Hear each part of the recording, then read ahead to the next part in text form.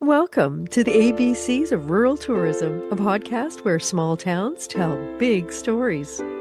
Your hosts are the Brothers of Tourism of A Canada Travel in partnership with the Tourism Industry Association of BC. In every episode, we're uncovering the people and ideas that make rural destinations thrive. From mom and pop businesses and local attractions to festivals and outdoor adventures, we're diving into the people, places, and partnerships that keep rural tourism alive and growing. Now let's welcome today's guest and see where the road takes us. I am Greg, and this stunning specimen of tourism is my brother Colin. We are the Brothers of Tourism, and we are your hosts of this wonderful ABCs of Rural Tourism podcast in partnership with the Tourism Industry Association of British Columbia. So we believe rural tourism isn't just an industry. It's the heartbeat of our communities. It's the guide, it's the artist, it's the outfitter, it's the entrepreneur who turns a small town into a destination. If your heart beats a little faster when the road signs get smaller, and you believe the best stories, experience, and opportunities are found where the highway narrows and the welcomes get warmer and closer, you found your people. Yes, you have. And just so you know, this isn't your everyday podcast interview. Nope, we don't do that. We like to think of it as a tourism therapy with microphones. So let's kick the tires and light the fires. It's time to introduce our guest, and we're going to give you a little info about our guest today. Today, we're thrilled to welcome Amber Papou to the show. We affectionately call Amber Papou, and let me explain why. Because wherever Amber goes, momentum follows. She's a doer, a connector, and a leader who turns conversations into action. More importantly, she leads with her heart, listening, supporting, and championing BC tourism industry every step of the way. As CEO of the Tourism Industry Association of BC, she's helping drive one of the province's most important industries forward. So let's welcome to the ABCs of Rural Tourism podcast, Amber. Please, Amber, tell us maybe a little bit about yourself. Well, first of all, thank you for that wonderful. No one else calls me Papou, at least quite the way they will. They will now. So a little bit about me. Well, let's see. I first met the Girard brothers when they were doing their travels through rural British Columbia, and I've known them for quite a while. And I started off my tourism journey in a rural community, which is why I am thrilled to be able to have the opportunity to highlight this really important part of the tourism ecosystem in British Columbia. So yeah, and I actually am relatively new to this role. My predecessor, Walt Judas, was the CEO of TIABC. That's the acronym, by the way, for Tourism Industry Association BC. And he did a fantastic job. And he just retired just a couple months ago. So I've been in his very big shoes for, well, just about 12 weeks or so. Mm-hmm. So, which brings us to our question, and it's a skill testing question, and it's going to cost 10 points. Many people in rural BC are asking whether their voices are being heard. How is the Tourism Industry Association of BC supporting small towns and rural tourism businesses, especially when it comes to advocacy, policy, and investment? You know, Greg, it is actually a really good question. It is really skill testing. And one of the ways we're doing it is through our communication and our work with you folks, bringing more light into where these small businesses operate. And just to add a little bit to your statistic, of that 16,900 or so small businesses, or businesses, it's just businesses as well, but 92% of them are small businesses. 40% of those businesses operate outside the Lower Mainland, or if you will, they're rural. So that's a really interesting statistic because that's a significant amount. This show is in particular about rural tourism. So how do we support it at TIABC? We make sure that voices are heard.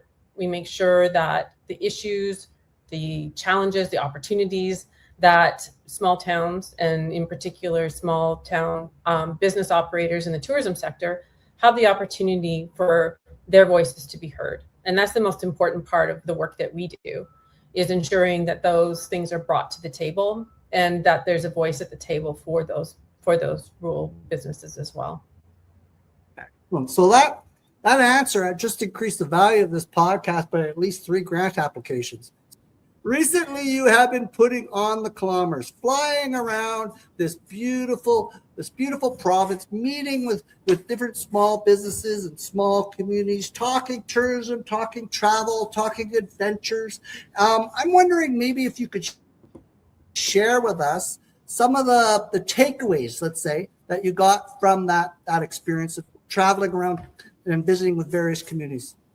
Yeah, for sure. Well, TIABC, and even before I started a series of roundtables back in October 2025. And we toured around the province from the north to the south, to the east, to the west, onto the island. And the majority of the stops were in smaller communities. And there was a lot of themes. We heard a lot.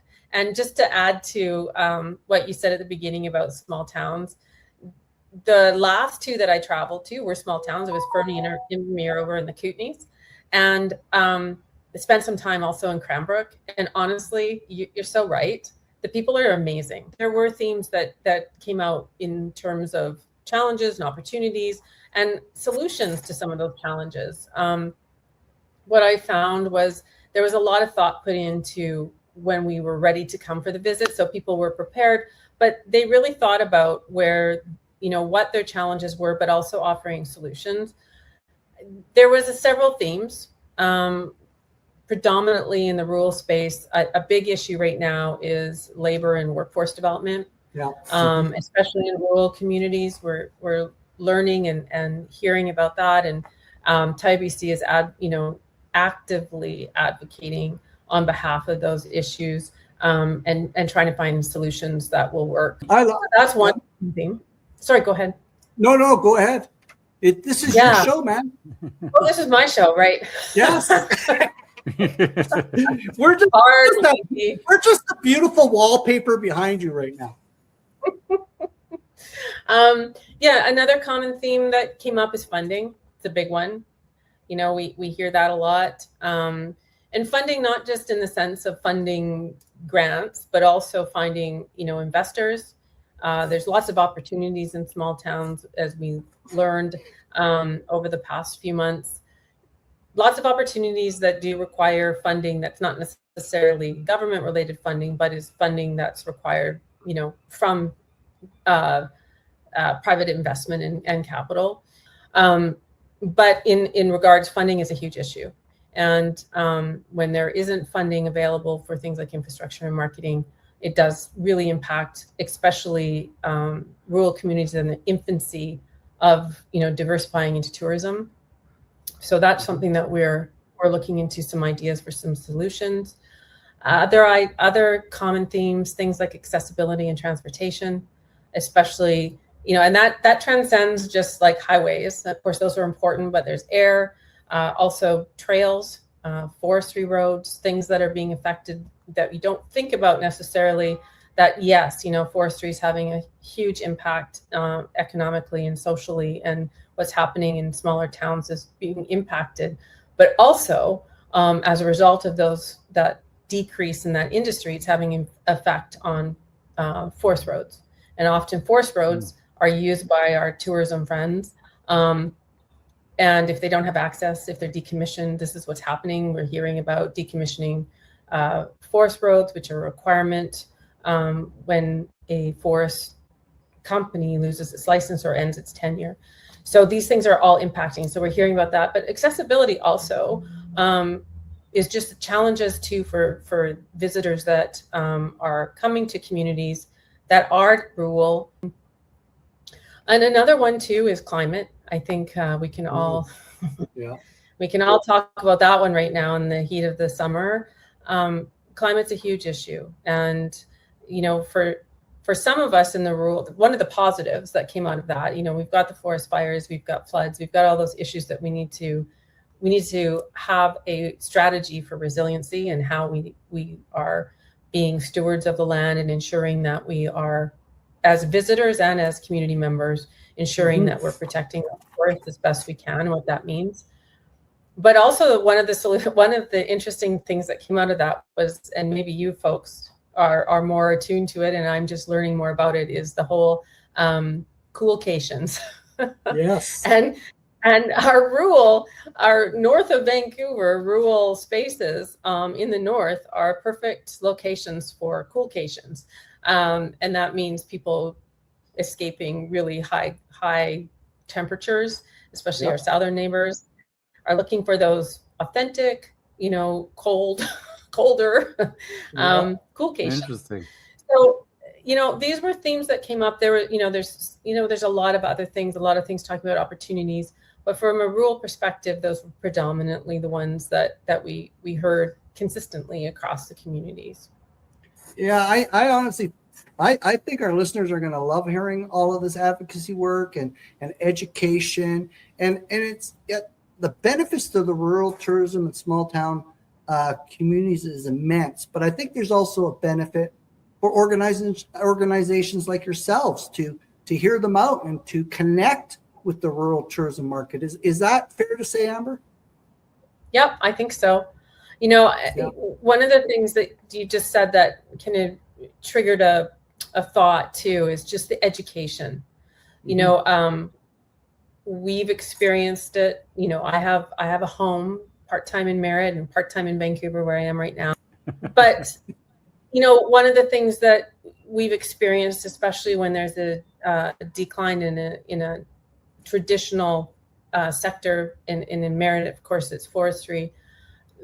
There is that opportunity where the community can think about a strategy for diversifying, and especially in a place like Merritt, but there's so many other small towns that have the same attributes and the same opportunity, is to consider moving into that tourism sector, as if not a replacement for a big traditional sector, at least one that can augment the economic development in that community. I think there's a lot of misunderstanding, maybe miscommunication in some places, about what tourism means, and who's actually participating in that market. Lots of business owners don't realize they're actually tourism businesses. And so part of what we need to do, and hopefully we do this in this show as well, and certainly my role with advocacy, is to ensure that type of education is provided in a fun way, but in a way that is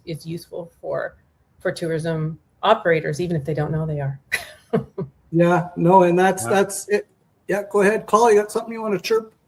I was going to say, it takes a community, like you say, to, you got to train the whole community to be in tourism and realize they're in tourism, because everybody, from your neighbor to the guy walking his dog down the street, everybody is part of it. Yeah, exactly. See, I told you, Amber, my brother's got all the brains of the family. I told you.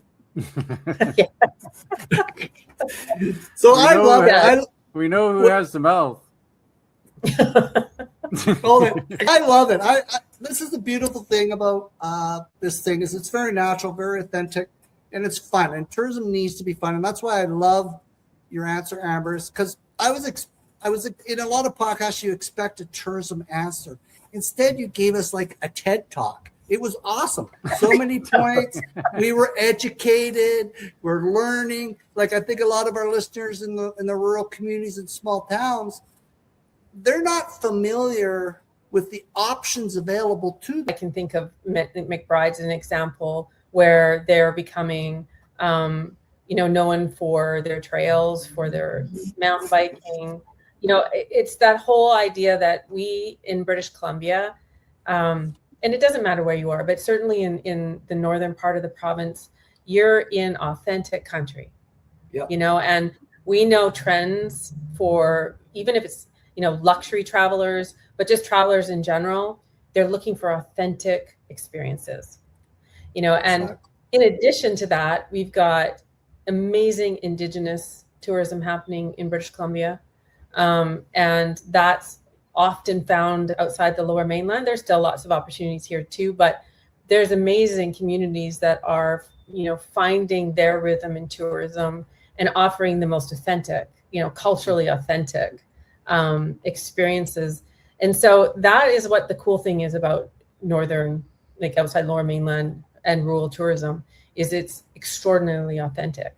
So yeah, it seems that enthusiasm is born into small communities, and I find with myself, like, I'm very passionate about where we live, and I'm always bragging it up, and I know you are, and I know a whole bunch of people within our circle of influence are very okay and very proud to, in a big group, in a big room full of people, to brag about our small town, because there is so much to there's so much to a small town. No, and you know what, I'm really fortunate because I'm a 250 and a 604, and I get both experiences. I love both of them, but honestly, going, as soon as I get on the Coquihalla and survive and get over that big hill, and then you see the valley, there's just something so restful and peaceful and beautiful about it. And I'm sure other people feel about their home. So I'm fortunate to have my feet in both and love both for sure. Mm-hmm. But there is something special about the rural space. It's like, you just have to work a little harder. It's that whole, like, people are genuine and authentic, but when you're working in terms of like moving into a tourism, economy or diversifying, it takes a little bit more work. But then again, like you said, the authenticity comes through, and in some ways you don't have to make anything up. No. You're already there. Yeah. So maybe with, like, we sort of talked before about the 92% number of BC tourism businesses are classified as small businesses, and that counts throughout the whole province. But I think membership with the TIABC has never been more important. So maybe this skill testing question this time, this is probably worth 20 points because it's a biggie.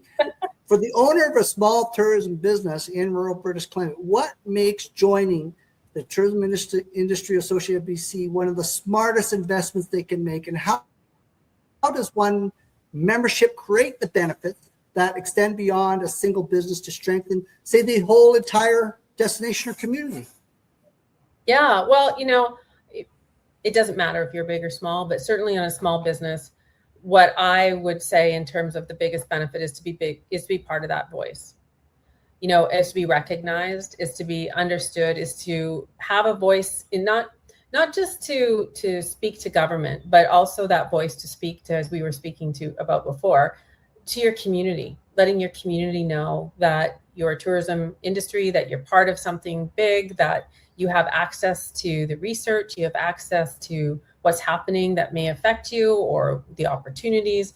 The membership extends beyond just, listening to me, but also it extends into the networking, into, again, being part of a voice, ensuring that your voice is heard and there's an influence to that. And again, it's not just government. It's also, the organizations, the regulatory bodies, it's all sorts of things. And that's really the biggest thing about the membership. Mm-hmm. Okay. So, Amber, before the Brothers of Tourism, my gorgeous brother and myself wander off chasing a fishing hole or the next roadside diner or the next shiny object, what would you love to leave our listeners with in your final thought? I have lots of thoughts, so I'll have to narrow it down, but go for it. Like I said, we're wallpaper when you're around. At the end of all of this, really, I am really excited about this podcast. I'm really excited to be working with the two of you, not only because your beauty and your grace and your amazing vocal skills, but even more importantly is your knowledge and your understanding of rural tourism. And I think that is so important, because the way in which you guys are going to ask the questions and position the stories, it's going to be a remarkable opportunity for rural tourism in British Columbia. And that is the most important part of this podcast. And I'm excited about this. I'm excited about listening and hearing all the stories and sharing the information with everybody across the province and the country. We've had people excited about this already from other places. So, I'm really excited about it. And I'm really, I don't know if the right word is hopeful. I think the right word is absolutely positive that this is going to have a huge impact on bringing those voices into a central position that they may not have had before. Hey, Colin, I told you that $20 we sent Amber would come in handy, right? I got a tear in my eye. Well, that's awesome. I mean, we're totally excited about it too. I mean, this is an amazing opportunity, and it's fun. And it's fun. On, this is fun. My stomach hurts after a couple of these. Well, my only regret is that I didn't have a moose behind me. We all need a moose. I didn't have him. So, Amber, it's been an absolute pleasure, as always, when we get together and chat about tourism, small communities, life, friends, enjoyment, successes, challenges. It's a beautiful thing to have that communication channel. And I'd like to really say thank you for this opportunity. Thank you for taking the time out of your busy schedule, because if anyone understands how busy the industry is behind the scenes, we do. So we do appreciate everything you're doing for not only rural tourism, not only small towns, but for tourism across BC, all the way north, south, east, west. I'm really happy that you're taking the initiatives. You're doing what is necessary to make tourism in BC a provincial success story. Talk soon. Thanks, guys. It's been a pleasure. Okay, Amber. Well, what do you think there, Colin? I think that was another awesome show. I mean, we're batting 100 here. Well, we got such good guests so far. I mean, it's hard to go wrong. It is all about the guests, right? Yeah. Until next time, let's all keep championing tourism. We'll keep championing tourism because we've been a small town and rural community advocate for decades. And that's, in our belief, that's what makes British Columbia such an incredible place to explore. We invite the world to come see our rural towns, meet our locals, talk with our locals. The rural towns, the nice thing about rural towns, they're not a dine and dash. If you're going for a coffee, plan for a half hour. If you're going to go into get gas, it's not 5 minutes, it's 15 minutes. Yeah. So that's what we love to do, is our locals, people, we are part of that tourism answer. So in closing, Colin, go ahead. Yeah, and don't just go for a coffee when you go to the small towns. They're all different. They all have their unique personality. But whether you're listening from a tractor cab or a feed store parking lot or from the dusty back road where cell service is a little bit sketchy, thanks for tuning in. Your comments, your ideas, your stories, your support help keep these conversations going, and we encourage it. If you enjoyed today's episode, which we did, and I'm hoping, and I know Amber did, do small towns a favor. Like, comment, share this podcast on your socials. It is the Canadian thing to do. And don't forget to join us every first of the month for a brand new episode of laughs and fun and education and knowledge on the ABCs of Rural Tourism Podcast, streaming live on Facebook, LinkedIn, and YouTube, on the Canada Travel Network, and also through the Tourism Industry Association of BC Network. If today's conversation reminded you of one thing, is this: rural tourism isn't built in boardrooms. It's built by people, the dreamers, the doers, the storytellers, and the communities that welcome visitors like old friends. So wherever your next adventure takes you, don't just drive through a small town. Don't do it. Take the time, meet the locals, eat a pie, buy the souvenir, stay a night, take a selfie, do something, spend some time in a small town. You won't just discover a great destination. You'll help keep one alive.